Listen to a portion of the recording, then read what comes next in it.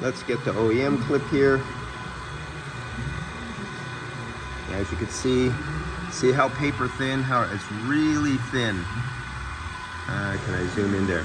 It's real. You'll see with the aftermarket. The aftermarket one is right there.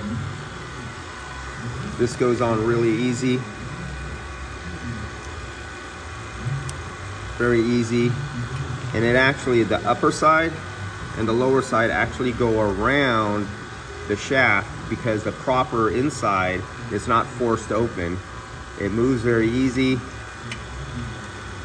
It compresses very easy. It has the compression down there. Now, let's take this off and put on the aftermarket. Oh, dropped it in the Never Never Land.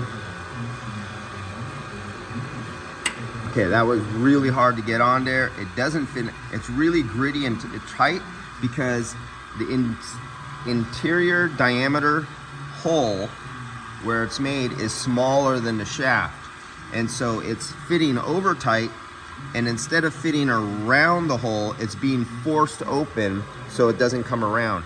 And if you look right here, there's no more movement. It's like stuck in one position. There's no area to go up or down.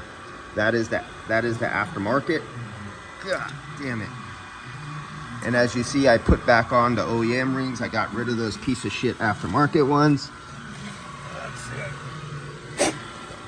Making messes here. So let's get the OEM back on here. Original Toyota's back on.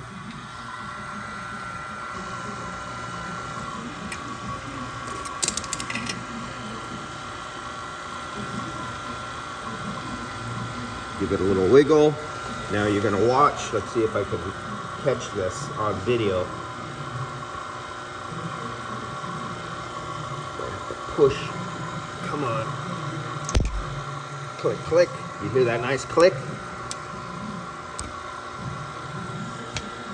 That is in there nice and solid. It's not pulling back out. Now those little, where are they at? Those little edges that protrude up have to catch and go behind and lock in here. Now, what happens sometimes on these aftermarket condensers is they don't roll where this aluminum is formed and it's rolled back in there. They don't have the right diameter and it doesn't catch on these little lips that are there. So it just compresses on the inside of the roll. It doesn't go past. That happens sometimes on the aftermarket, or it's really, really hard to push in there. And because it's so hard and it feels so tight, the technician who puts on the clip thinks it's in there right. He fills up the system. He does a pressure set, a static pressure test, and it even won't pass 200 PSI. But you put refrigerant, start it up, and the vibration and the pulsation of the refrigerant, and then you get hot refrigerant, and this aluminum gets hot and it starts to expand that few extra thousandths, and you didn't have that little lip ridge back behind the fold.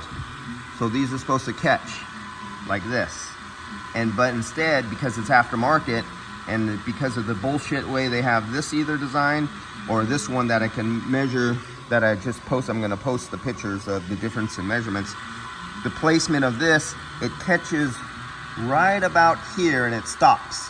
And it feels really tight and the technician thinks it's good. I've even gotten fooled by this and had refrigerant blow on me when I did it with these aftermarket pieces of shit. So you push it in, you think it's tight, it'll pass a 200 PSI dry nitrogen static test. You put it on, it's running, and then the line blows out afterwards.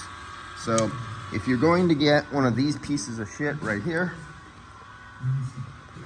then go get the OEM clips and the OEM O-rings, because there's nothing like being charged another $500, $600 to have the AC done again.